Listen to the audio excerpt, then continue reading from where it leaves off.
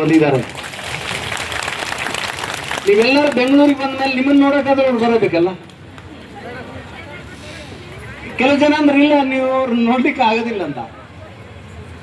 ನಮ್ಮ ಇಲಾಖೆಯ ಮುಖ್ಯಸ್ಥರು ಕರ್ನಾಟಕ ರಾಜ್ಯ ಸರ್ಕಾರ ಪರಿಶಿಷ್ಟ ಜಾತಿ, ಪರಿಶಿಷ್ಟ ಪಂಗಡ, ಅಲ್ಪಸಂಖ್ಯಾತ, ಅಲೆಮಾರಿ, ದೇವದಾಸಿಗಳು, ಹಿಂದುಳಿದ ವರ್ಗದ ಮಕ್ಕಳಿಗೆ ಉನ್ನತ ಶಿಕ್ಷಣ ಸಲುವಾಗಿ ಸ್ವಲ್ಪ ಚಲೋ ಕೇಳಿಸ್ಕೊಳ್ರಿ ಮಾತನ್ನ ಅಂತ.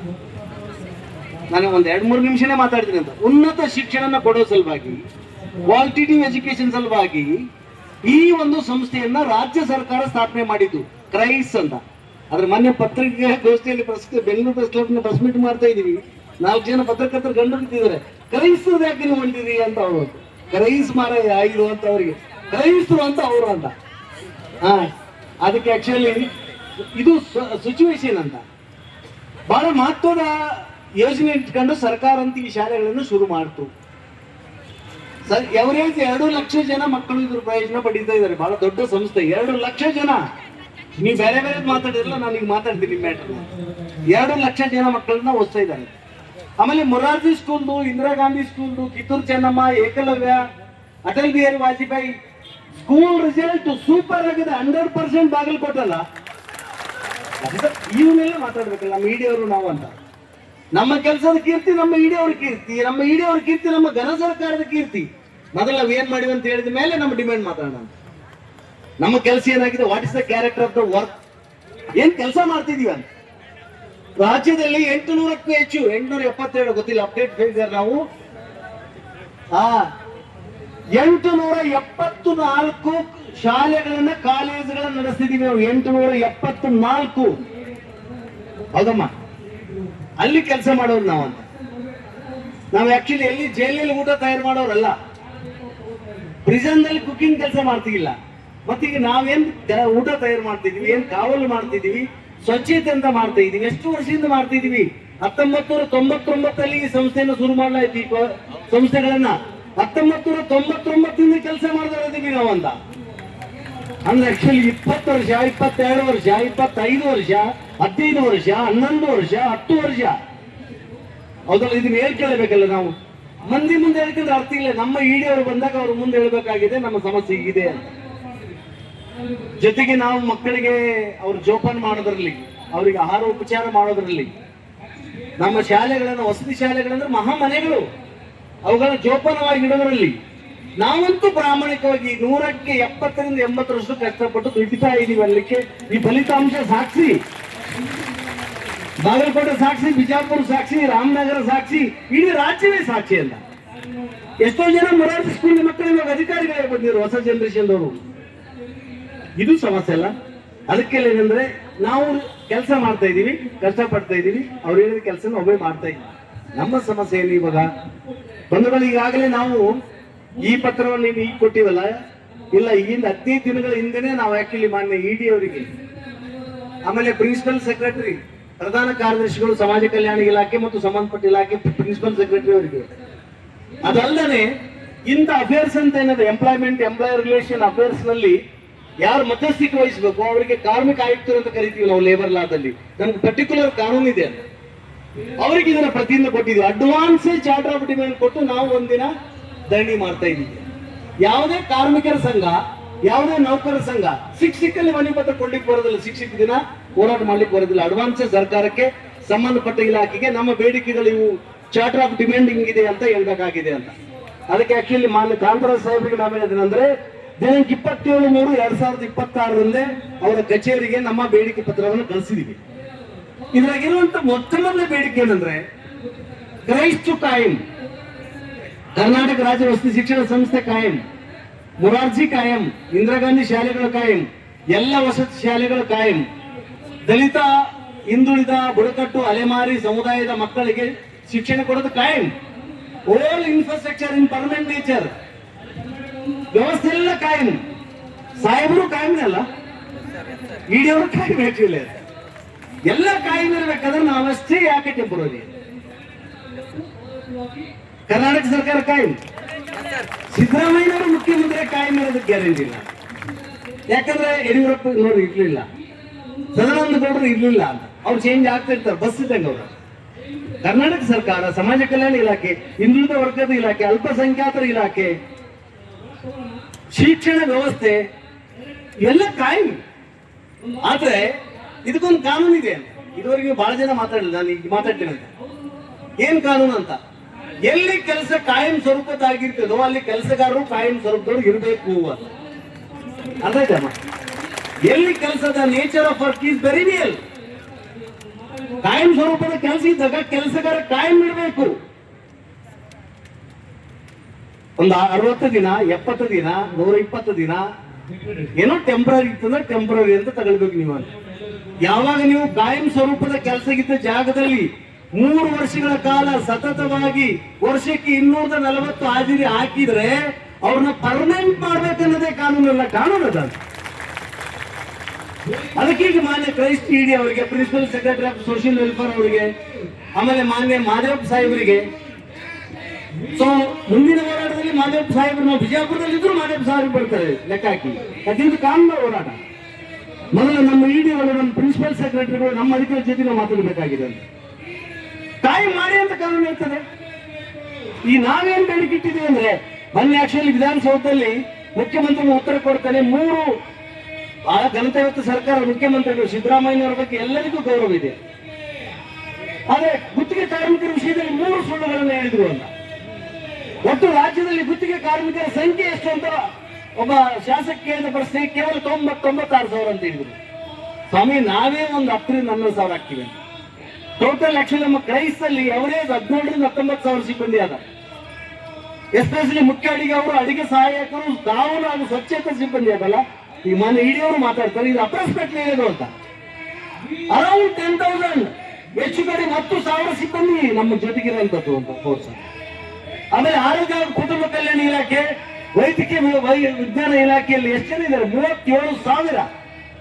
ಹೆಲ್ತ್ ಡಿಪಾರ್ಟ್ಮೆಂಟ್ ಅಲ್ಲಿ, health and medical education department ನಲ್ಲಿ ಟೋಟಲ್ 37,000 ಇದ್ದಾರೆ. ಅದರಲ್ಲಿ 6,700 ಜನ ನಮ್ಮ ಸಂಘದ ಸದಸ್ಯರು, CHOಗಳು. ಇನ್ನು ಕೃಷಿ ಇಲಾಖೆ, ಕಂದಾಯ ಇಲಾಖೆ. ನಾವ್ ಹೇಳೋದೇನಂದ್ರೆ, ಒಬ್ಬ ಸರ್ಕಾರ ಆಗಿ ನೀವು ಅಧಿಕಾರದಲ್ಲಿದ್ದು ನೀವೇ ಸುಳ್ಳು ಹೇಳಿಬಿಟ್ರೆ ಹೆಂಗ ಅಂತ. ಯಾರಾದ್ರೂ ಮೋಸ ಮಾಡ್ಬೋದು, ತಾಯಿ ಮೋಸ ಮಾಡ್ತಾ ಇದ್ದಾರೆ ಹೆಂಗ? ಅದಕ್ಕೆ ಆಕ್ಚುಲಿ 96,000 ಅಲ್ಲ, 2,83,000. 2,83,000 ಜನ ಗುತ್ತಿಗೆ ಕಾರ್ಮಿಕರು ಕರ್ನಾಟಕ ಸರ್ಕಾರದ ವಿವಿಧ ಇಲಾಖೆಗಳಲ್ಲಿ ಕಳೆದ 10 ವರ್ಷ, 20 ವರ್ಷ, 30 ವರ್ಷದಿಂದ ದುಡಿತಾ ಇದ್ದಾರೆ.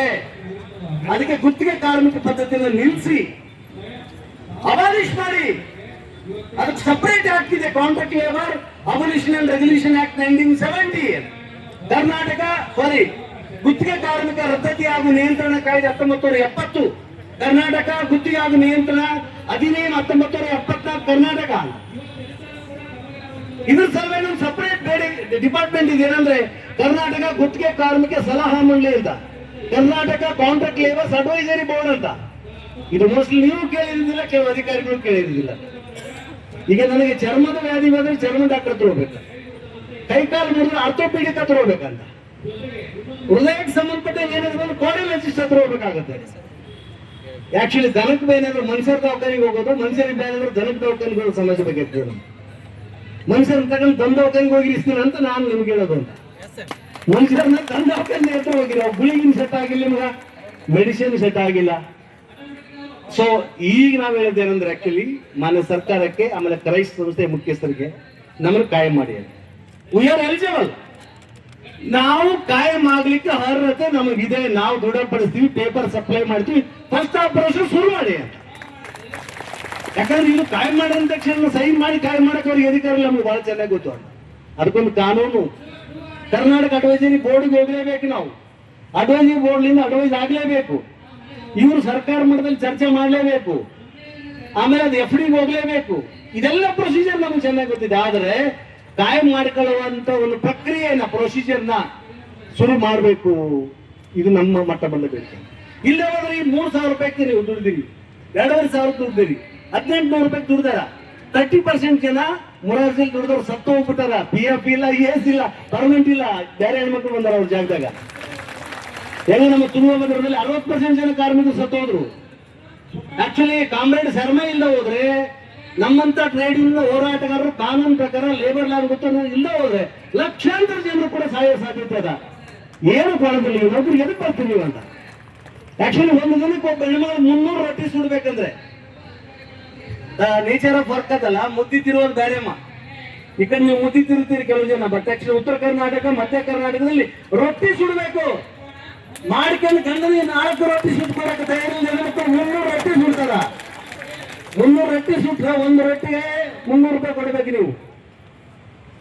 ಆ ಬೆಂಕಿ ಮುಂದೆ ಕೂತ್ಕೊಂಡು ಬಿಸಿಲಲ್ಲಿ ಕೂತ್ಕೊಂಡು ಮಕ್ಕಳಿಗೆ ಒಂದ್ಸಲ ರೊಟ್ಟಿ ಕೊಡ್ತಂದ್ರೆ ಕೊಡ್ಲೇಬೇಕು. ಎಷ್ಟು ಹಿಂಸೆಯಿಂದ ಅವ್ರು ಅನುಭವಿಸ್ತಾರೆ ಅಂತ ನಾನು ವಿಸಿಟ್ ಮಾಡಿದ್ವಿ. ಸಾಕಷ್ಟು ಕೆಲಸ ನಡಿ 3-10 ಸ್ಕೂಲ್ಗಳಿಗೆ. ನಮ್ಮ ಎಂಪ್ಲಾಯ್ಸ್ ಎಲ್ಲ ಇದ್ದಾರೆ ಆಕ್ಚುಲಿ, ಲತಾ ಅವರು ಉಳಿದವರೆಲ್ಲ ಸ್ವತಃ ಸ್ಟಡಿ ಮಾಡೋ ಸಲ ಸೋಷಿಯಲ್ ವೆಲ್ಫೇರ್ ಆಫೀಸರ್ನ ಡಿ.ಸಿ ಅವ್ರನ್ನ ಕರ್ಕೊಂಡು ಹೋಗಿದ್ವಿ, ಬನ್ನಿ ವಿಸಿಟ್ ಮಾಡೋಣ ಅಂತ. ಅದಕ್ಕೆ ಏನಂದ್ರೆ ಆಕ್ಚುಲಿ ಫಸ್ಟ್ ಆಗಿ ನಮ್ಗೆ ಕಾಯಂ ಮಾಡುವಂತ ಒಂದು ಪ್ರೊಸೆಸ್ ನಮ್ಮ ಬೇಡಿಕೆ ಪತ್ರವನ್ನ ತಗೊಂಡು ಪರಿಶೀಲನೆ ಮಾಡಿ ಸಂಬಂಧಪಟ್ಟರ ಜೊತೆಗೆ ಚರ್ಚೆ ಮಾಡಿ ಆಮೇಲೆ ಸರ್ಕಾರದ ಇಲಾಖೆಯ ಲೀಗಲ್ ಅಡ್ವೈಸರ್ ಸಲಹೆ ತಗೊಳ್ಳಿ. ಯಾಕಂದ್ರೆ ಇದು ನಮ್ದು ನೋಂದಾಯಿತ ಸಂಘಟನೆ. ಕರ್ನಾಟಕ ರಾಜ್ಯ ಕ್ರೈಸ್ಟ್ ವಸತಿ ಶಾಲೆಗಳ ಹೊರಗುತ್ತಿಗೆ ಡಿ ಗ್ರೂಪ್ ನೌಕರ ಸಂಘ ರಿಜಿಸ್ಟರ್ಡ್ ರಾಜ್ಯ ಮಟ್ಟದಲ್ಲಿ ನೋಂದಾಯಿತ ಸಂಘಟನೆ. ಇದನ್ನ ನಾವು ಟ್ರೇಡ್ ಯೂನಿಯನ್ ಆಕ್ಟ್ 1926 ಕೆಳಗಡೆ ರಿಜಿಸ್ಟರ್ ಮಾಡಿದ್ವಿ. ಟ್ರೇಡ್ ಯೂನಿಯನ್ ಕಾಯ್ದೆ 1926 ಅಡಿಯಲ್ಲಿ ಯಾಕೆ ನೋಂದಾಯಿಸ್ತಾರೆ ಮಹಾಬಲೇಶ್ವರ ಅಂದ್ರೆ ಇದು ಕಲೆಕ್ಟಿವ್ ಬಾರ್ಗೇನಿಂಗ್ ಪವರ್ ಇದಕ್ಕಾದಂತ. ಈ ಸಂಘದ ಒಬ್ಬ ಕಾರ್ಯದರ್ಶಿ ಅಥವಾ ಈ ಸಂಘದ ಗೌರವಾಧ್ಯಕ್ಷ ನಾನು ಸೈನ್ ಹಾಕಿದ್ರೆ 11,000 ಜನ ಸೈನ್ ಹಾಕಿದಂಗ ಆ ಪವರ್ ಆಕ್ಚುಲಿ ಈ ಸಂಘಕ್ಕೆ ಅದ. ನಾನು ಒಬ್ಬರು ಸೈನ್ ಹಾಕಿದ್ರೆ ವಿಲ್ಲಿಂಗ್ನೆಸ್ ಅಂತ ಕೊಟ್ಟರೆ 11,000 ಜನ ಒಪ್ಪಿಗೆ ಕೊಟ್ಟಂಗ ಆಗುತ್ತೆ. ಯಾಕಂದ್ರೆ 11,000 ಜನ ಕೋರ್ಟಿಗೆ ಹೋಗ್ಲಿಕ್ಕೆ ಆಗೋದಿಲ್ಲ. ಕೆಲವು ಮಂದಿ ಆಕ್ಚುಲಿ ಚಾಲಕಿಗಳು ಕೋರ್ಟಿಗೆ ಹೋಗೋಣ 5,000 ಕೊಡಿ, ಪರ್ಮನೆಂಟ್ ಮಾರ್ಕ್ಸ್ 25,000 ಕೊಡಿ, ಸಿಎಂ ಜೊತೆಗೆ ಮಾತಾಡಕ್ಕೆ 1 ಲಕ್ಷ ಕೊಡಿ. ಎಲ್ಲ ಸಂಘದಲ್ಲಿ ಇದೇ ದಂಧೆ ನಡೆದ. ಆ ದಂಧೆಗೆ ಬೆಂಕಿ ಹಚ್ಚಬೇಕು, ಕಾನೂನು ಪ್ರಕಾರ ಹೋರಾಟ ಮಾಡ್ಬೇಕನ್ನೋ ಸಲುವಾಗಿ ಈ ಸಂಘ ಶುರು ಮಾಡಿದ್ವಿ. ನಾವು ರಿಜಿಸ್ಟ್ರೇಷನ್ ಮಾಡಿದ್ವಿ. ನಾವು ಸರ್ಕಾರಕ್ಕೆ ಚಾರ್ಟರ್ ಆಫ್ ಡಿಮ್ಯಾಂಡ್ ಕೊಡೋಣ, ಕಾನೂನಲ್ಲಿ ಪರಿಹಾರ ಹುಡ್ಕೋಣ ಅಂತ. ಅಧಿಕಾರಿಗಳು ಯಾರು, ಸರ್ಕಾರದವರು ಯಾರು ನಮ್ಮ ವೈರಿಗಳಲ್ಲ, ನಾವು ಬಂಧುಗಳೇ. ಕಾನೂನು ಇದೆ, ನಮಗೆ ಮಾಡಿಕೊಡಿ. ಇದರ ಜೊತೆಗೆ ನಾನು ಹೆಚ್ಚಿನ ಆರ್ಗ್ಯುಮೆಂಟ್ಗೆ ಇಲ್ಲಿ ಹೋಗೋದಿಲ್ಲ, ನಾವು ಕಾಯಂ ಆಗಲೇಬೇಕು ಅಂತ. ಸಿದ್ದರಾಮಯ್ಯನವರು ನೀವು ಏನ್ ಹೇಳಿದ್ರು ಸಹಿತ ನಿಮ್ಮ ವಾದ ಸಮರ್ಥನೀಯ ಅಲ್ಲ. ಮೊನ್ನೆ ಅವರು ವಿಧಾನಸೌಧದಲ್ಲಿ ಉತ್ತರ ಕೊಡುವಾಗ ಏನ್ ಹೇಳಿದ್ರು, ಗುತ್ತಿಗೆ ಕಾರ್ಮಿಕರನ್ನ ಕಾಯಂ ಮಾಡ್ಲಿಕ್ಕೆ ಬರೋದಿಲ್ಲ ಅಂದ್ರು. ಇದು ಎಲ್ಲರೂ ಕೇಳಿಸ್ಕೊಂಡಿರಿ, ಹೌದಲ್ವಾ? ಆದ್ರೆ ಪೌರ ಕಾರ್ಮಿಕರನ್ನ ಕಾಯಂ ಮಾಡಿದ್ರಿ, ಯಾವ ಕಾಯ್ದೆ ಅಡಿಯಲ್ಲಿ ಮಾಡಿದ್ರಿ, ಯಾವ ಜಡ್ಜ್ಮೆಂಟ್? ಸಿಂಪಲ್ ಕ್ವಶನ್, ತಕ್ಕಂತ ಕೇಳಬೇಕು ಅಂತ. ಪೌರ ಕಾರ್ಮಿಕರು ಮಾಡಿದ್ರೆ ಹೆಂಗ್ ಮಾಡಿದ್ರಿ? ಮೆಡಿಕಲ್ ಎಜುಕೇಶನ್ ಡಿಪಾರ್ಟ್ಮೆಂಟ್ ಅಲ್ಲಿ ಆಕ್ಚುಲಿ MBS ಡಾಕ್ಟರ್ಗಳನ್ನ, ಆಮೇಲೆ ಆಕ್ಚುಲಿ ಟೀಚಿಂಗ್ ಸ್ಟಾಫ್ ಅನ್ನು ಕಾಯಂ ಮಾಡಿದ್ರೆ ಹೆಂಗ್ ಮಾಡಿದ್ರಿ?